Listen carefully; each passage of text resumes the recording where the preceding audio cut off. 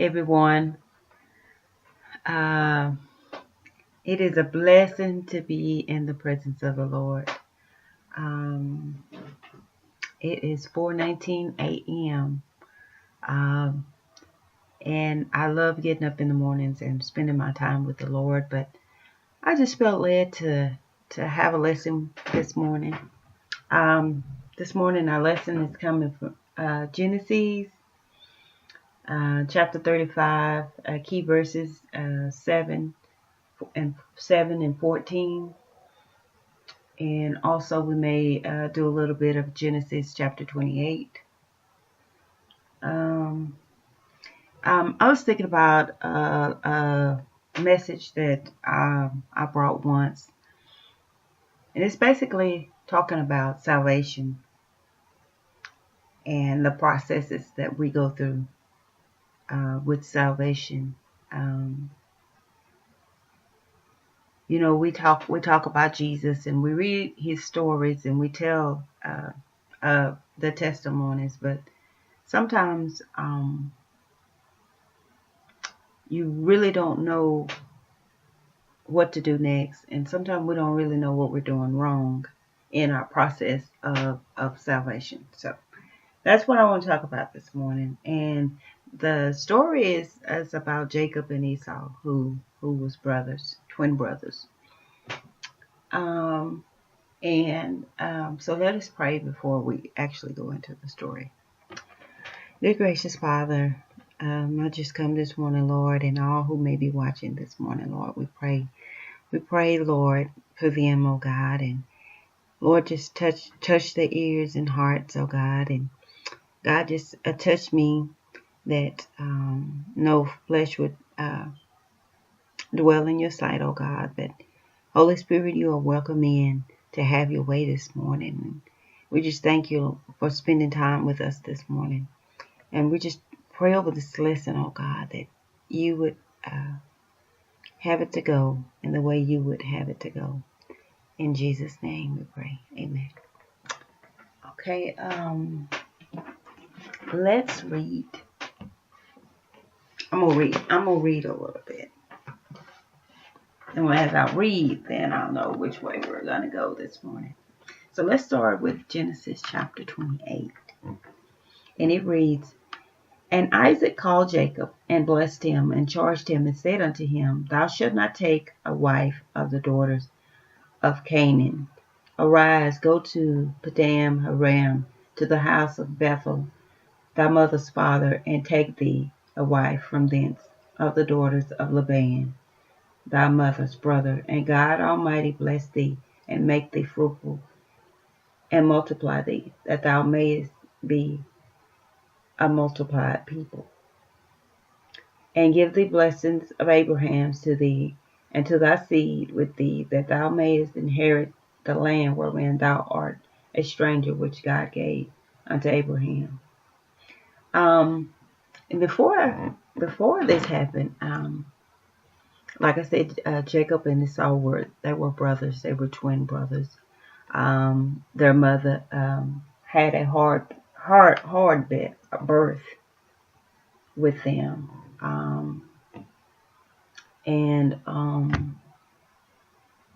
Esau came out first, and then Jacob came out behind him holding his heel, which Jacob is the younger child. However, previously God had said that the older would serve the younger.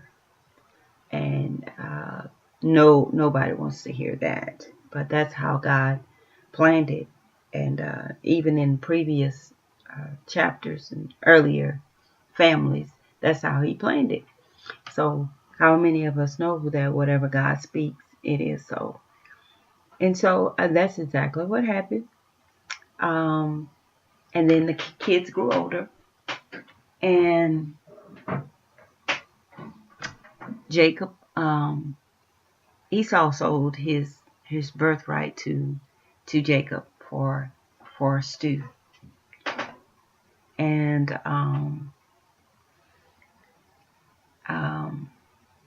so after he sold his birthright, and then he was upset about it. But the Bible says Esau despised his his birthright. And how many of us know that a lot of time God he really wants to bless us. I mean, he has blessings in store for us. But when we realize how God is going to bless us, we don't want the blessing. We think we can pick and choose. We don't, oh no, that's not me. I don't want that. We want something better. Or, I don't know. Sometimes we just run from what God has in store for us. And sometimes he just shows us the surface, but he actually sees what's really going to be. He sees into the future. So he knowing that this will be a blessing for you, and this will make you happy, and this will give you life, which is what he come to do, give life and give it abundantly. But we can despise our blessings. And so that ought to be one of our prayers, that we don't despise our blessing. And not only that happened, Jacob's mother realized that his father, Isaac, was about to die. And she wanted Jacob to, well, it's not that she wanted, it was really the will of God, because he had already spoken. Jacob to be blessed. And so they tricked Isaac again by pretending that Jacob was his brother Esau. And they send his brother Esau out to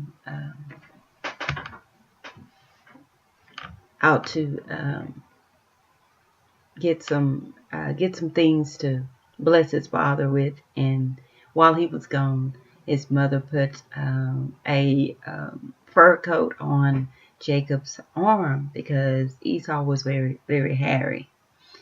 And that's how they tricked the father, because the father his eyes was dim and he couldn't see anymore. And so he was about to die. And but while Esau was gone, their mother sent Jacob into the room, and again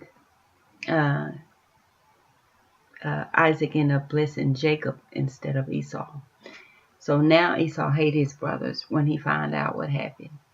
He hated his brother now for that, because to him he felt like twice he felt like his brother tricked him.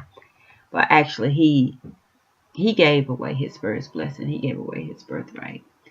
And so now you have two brothers in rivalry.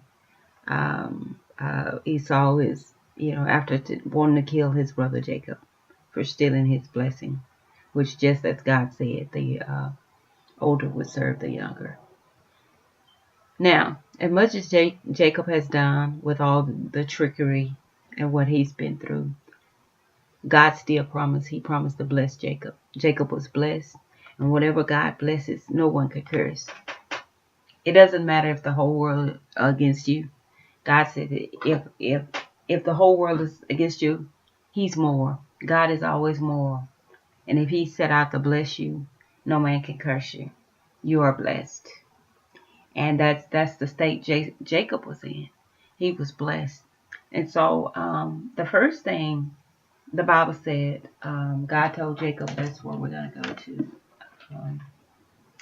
Genesis, let's go to Genesis 35, 7 and 14.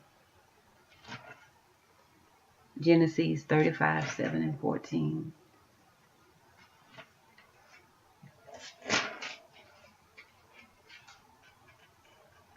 But I'm gonna start with number 1, because it really sets the tone.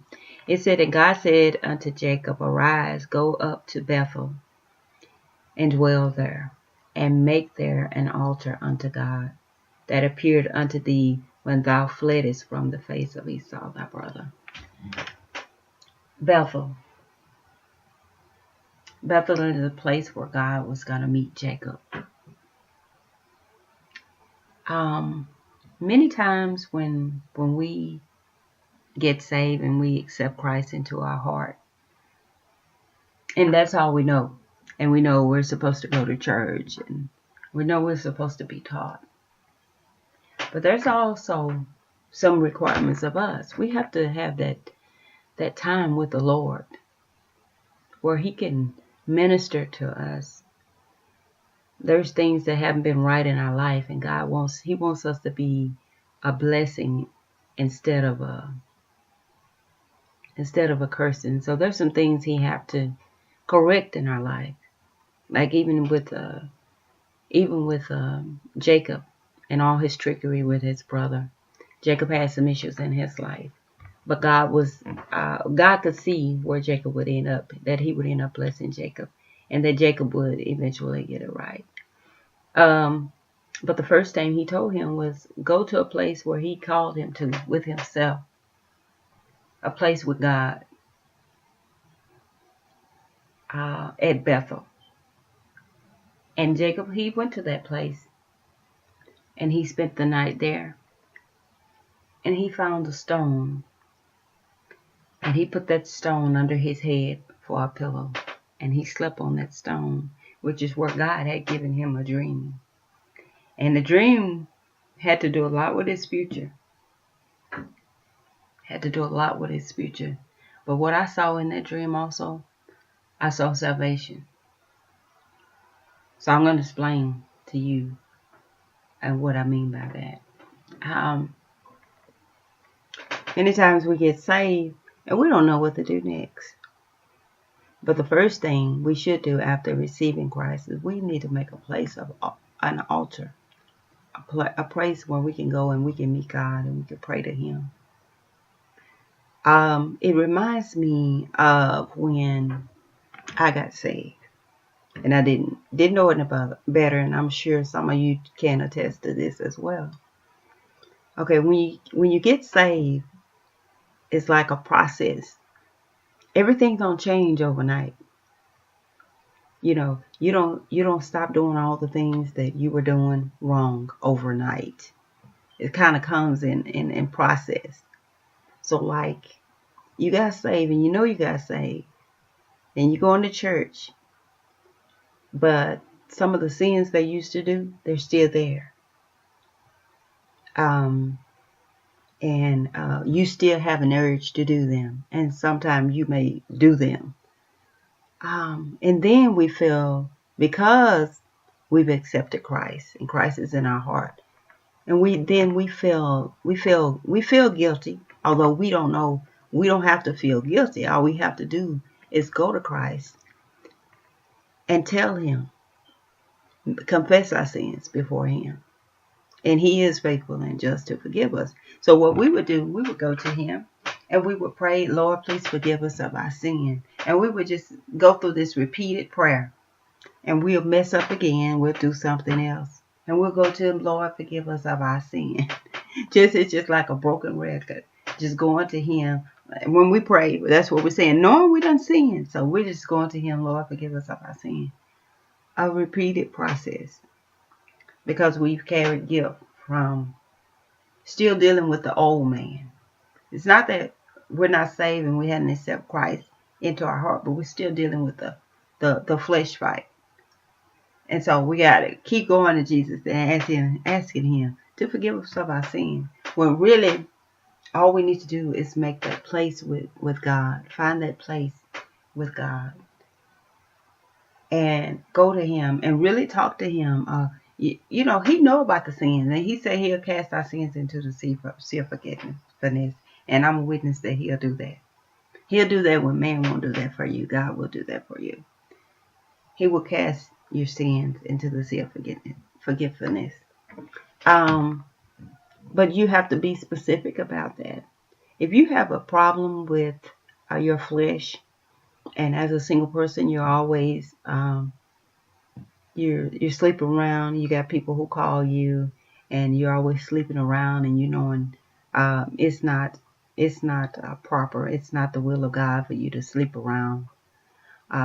Marriage is honorable unto God, and until you get married, you have to be single. And so sleeping around and all of this, it's not the will of God. But you have to go to Him and you have to be specific. You have to say, Lord, I have an issue. I know it's not your will for me to be sleeping around with Joe and Sheila and John. I know it's not your will. But I have this issue of doing that. This issue, this weakness in my flesh. You have to talk to God like you're talking to a friend. Or you talking to your doctor about your problem you're having. You have to go into detail. And you have to let him know. And then sometimes you can't. Sometimes you're in a situation you can't go into detail, but he know what you're talking about. But until you recognize what that sin is, and you confess that before the Lord, he is faithful and just to forgive you. And not only will he forgive you, he gonna clean you up and he gonna bring you out of that. For you look up, you look around and that thing is gone. You don't even do that anymore. That's because you've made that confession known unto him. You've took it and you put it on the altar. You see the process. After you say, you got to have a place, and that's what God did with Jacob. The first thing he did, he called him to a place with him where he can come and he can pray and he can be alone with him, where God can work on it. But first thing God did, he gave Jacob a dream of a ladder, a huge ladder, one that reached to heaven and then down to earth. So it was one ladder, but the feet of it was down to earth. That's the ladder he gave to Jacob, which, like I said, that reminds me of salvation. And he said the angels of God was ascending and descending. So they was going up and down this ladder, up and down this ladder. But you know what I could see with that? God gave me a revelation. And I preached a message, or I taught a message, 1, 2, buckle my shoe. And that reminded me of how we get started. Number one, we get started with salvation as receiving Christ. And number two, we find that place of praying and talking to the Lord and confessing our sins and asking God to clean us up in all of these areas. And number three is the blessing. See, every time we pray and we talk to God, God desires to bless us. So I believe what happens, the angels of God, they go up to God and they take I'm going to use me, they take my case up before God. And God sends another blessing. So now the angels of God is coming back down that ladder to bless you. Oh my God, I feel chills just thinking about that. But that's the revelations I had. So God gave Jacob this dream. He said the angels were ascending and descending. They was going up and they were coming down. They were going up and they were coming down. I even see my life. How God has took a wretch like me and he cleaned me up and he saved me. And he allowed me to pray for other people and their salvation. And he continues to bless. He continues to bless. And I see the angels of God going up and take your petition before the Lord. And here they come again with a blessing. The song say, ooh wee, another blessing. I'm telling you, that's how I see that. And I get chills just thinking about it. I'm not sure what God was saying to Jacob. But when I read it, that's the revelation he gave me about salvation. 1, 2, buckle my shoe. First thing, you need to receive Christ into your heart. I don't know about you, but I need Jesus. I love Jesus. I need Jesus. You need to accept him into your heart. Oh, it's a joy in serving the Lord Jesus. It's a joy in having him in your life. There's one song said, one of my favorite songs, I think by Mississippi Mass. What a difference. Just having you in my life, Jesus. And some people think they don't need this Jesus because they don't have no knowledge of him. Or they think it's just a Christian fanatics or whatever. Oh no, Jesus is real. That's another song. Jesus is real. And I'm a testimony that Jesus is real. So first thing you need to do is to accept him into your life, your heart. And then find a place where you can pray and talk to the Lord. I pray for myself. I pray for you. I pray for others. I pray for family. I pray for strangers. I just pray for everybody. You know, my biggest prayer is that people would receive salvation.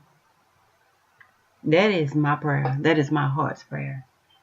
I don't even ask God for much, although He says you can. He said, knock, door be open for you. He said, seek and you'll find.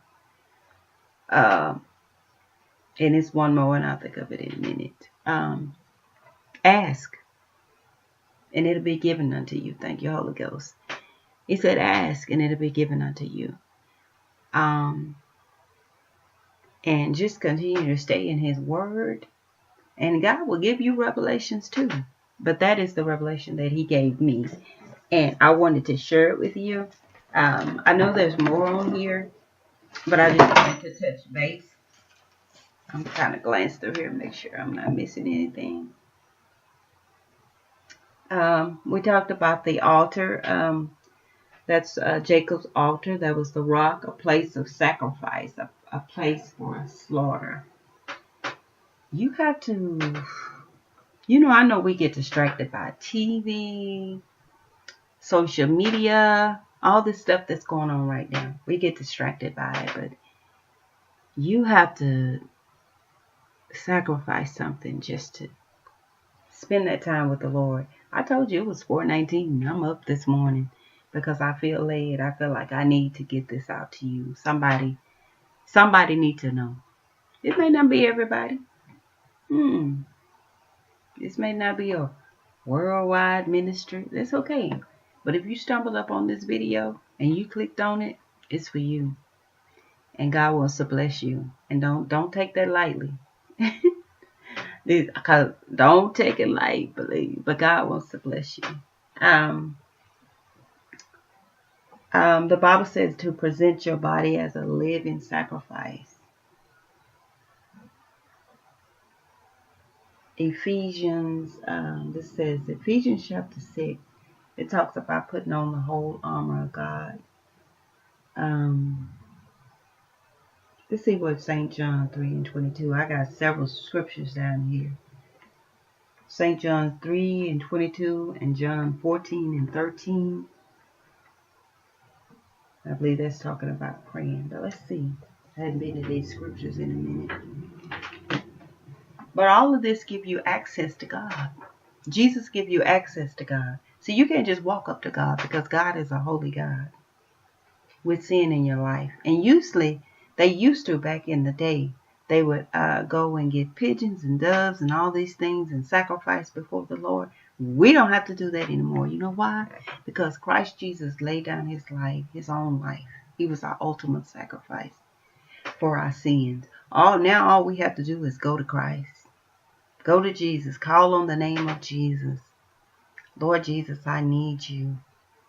Lord, come into my heart, God. Lord, there's sin in my life, and I know that God, you are holy, and if you would just clean me up, Jesus. All we have to do now is go to that place with Him. Go into prayer. It's between nobody but you and Jesus. Go to that place. Jesus loves us.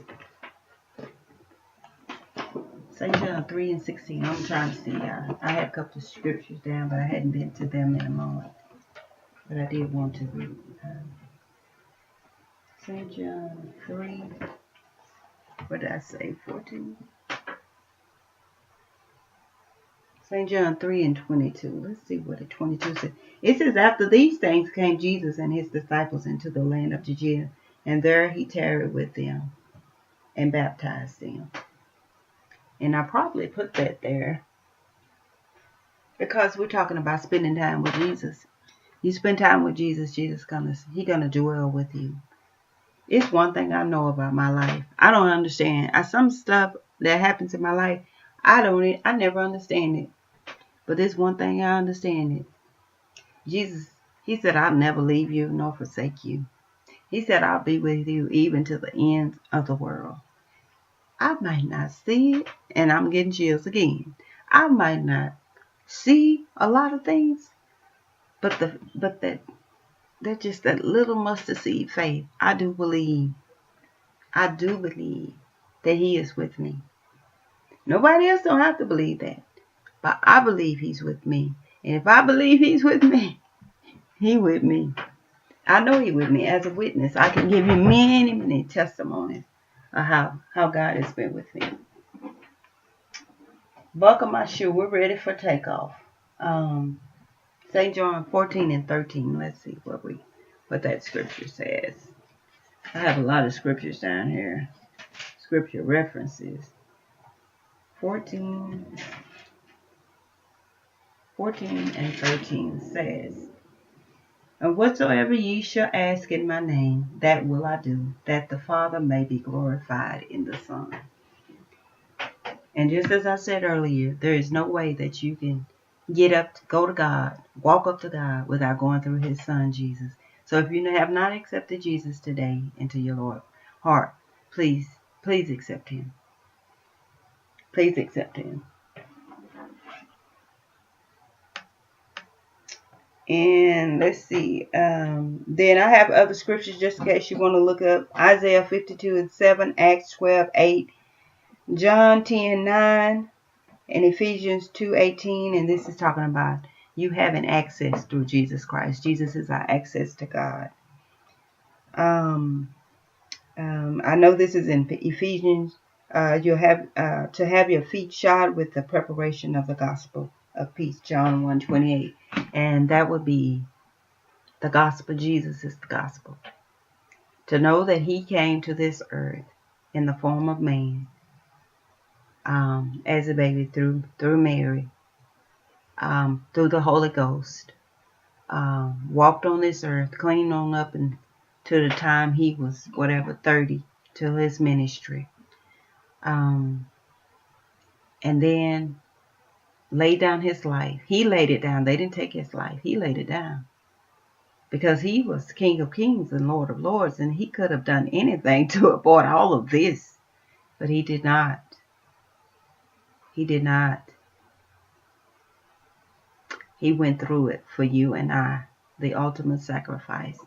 And so through that, and you receiving him and receiving what his word says about him, you have access now to God.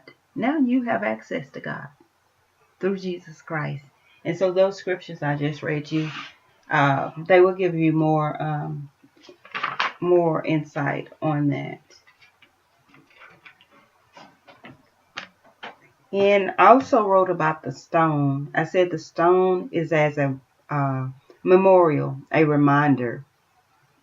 That's where Jacob built an altar there, a meeting place. So you need a meeting place with the Lord, somewhere you can go and pray.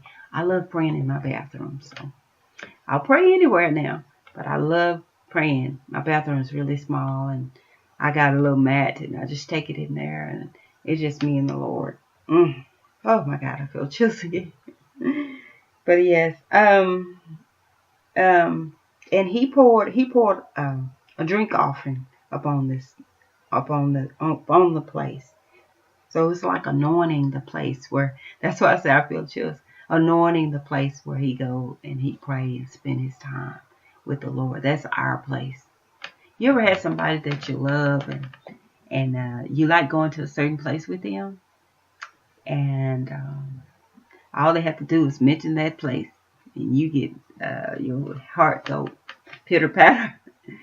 Well, that's how it is with the Lord and spending that time with him, and wanting to be in that place that you two have together. Oh my God. Just find your place. When I was younger, it was in my closet. Yeah, I met Jesus in the closet. Matter of fact, I'm writing a book, and in the book it talks about Jesus of the closet. But when I was younger, it used to be in the closet. But now it's in my bathroom. But I have other places. Like I said, I don't know. I think it's just my house now. It's just a place where God dwells. But you find your place that you can spend time with God. Then I'm just going over a few notes I had written down. I don't want to miss anything. It says Jesus is the sacrificial lamb. You can't get to God without Jesus. Romans 10 and 9. And I did go over that. And in Isaiah 53, He was wounded for our transgression, and he was bruised for our iniquities. The chastisement of our peace was upon him. It's by his stripes that we are healed. Now God is standing up and going.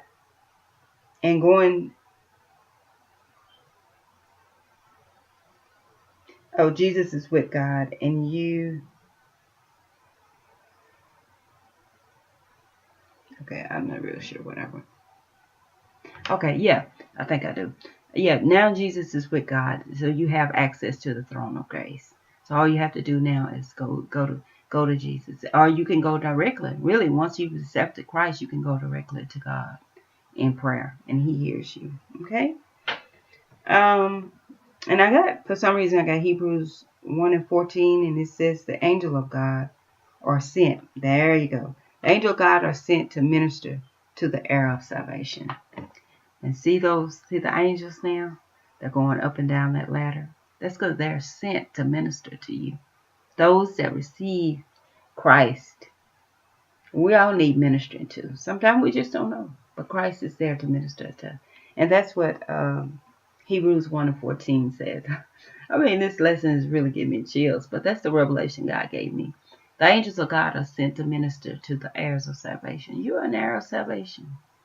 And before we close, I'm singing some of my favorite songs. But you're an heir of salvation. You're purchased by God. You're born in His Spirit, and you're washed in His blood. Which I hope if I see my songbook, real quick, I'll sing that song for you.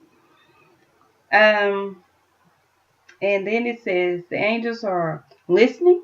They're listening when you pray. I see the angels ascending to God. They're going up to God, and they're taking your petitions with your cry of mercy. They're taking your petitions up before God. And God sends them back with an answer and whatever needs you may have. That was the revelation He gave me of the angels of God descending and ascending. Are you ready for your blessing? Are you ready to take off? 1, 2, buckle your shoe. Get ready. God wants to bless you. He has blessings. He has so many blessings for you. Reach down and buckle your shoe. That's what I said. Now God is fixing to move you into your place of blessing. You can buckle your shoe now. It's time to be blessed.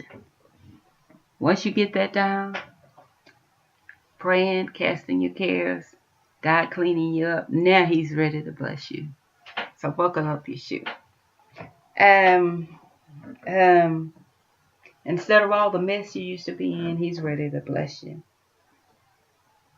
He's going to bring some peace into your life.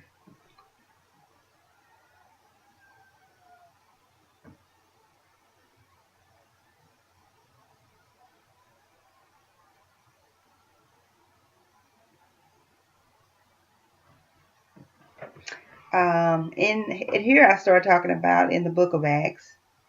It says Herod throws Peter into jail for preaching the gospel of Jesus Christ. It says the angel came to get him. Remember I told you those ministering angels. The angels came to get Peter. They had him in jail, but the angel came and got him. And his message to him was, Peter, he said,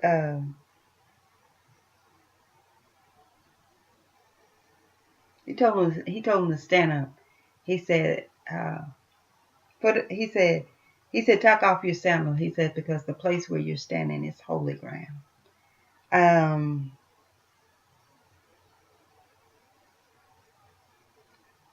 But that's another, it's in the book of Acts, and I'm sure I wrote it down somewhere, but that's another evidence that the angels, they do come to minister. And they come to see about you. And sometimes you get in trouble. Sometimes you get in a situation, and before God allow you to be in some kind of danger, hurt, harm, or danger, He sent His angels to protect you. And you got to know that. Psalms 91 says you have 2 angels that are in charge of you. Read it. And so I thank God. I thank God for I'm an heir of salvation. You ought to be an heir of salvation too. And then it says you need to, I talked about the meeting place again. Jesus must be Lord of your life.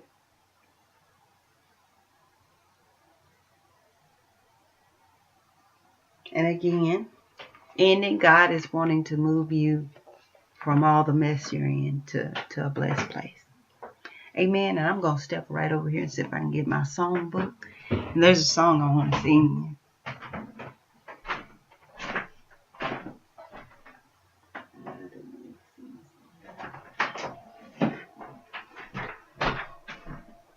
I got it. See, that didn't take long. That did not take long. Let's see if I can find what page it's on. And I'm going to close with this song because this song spoke so much about your salvation. And it's on page 27 in the hymnal.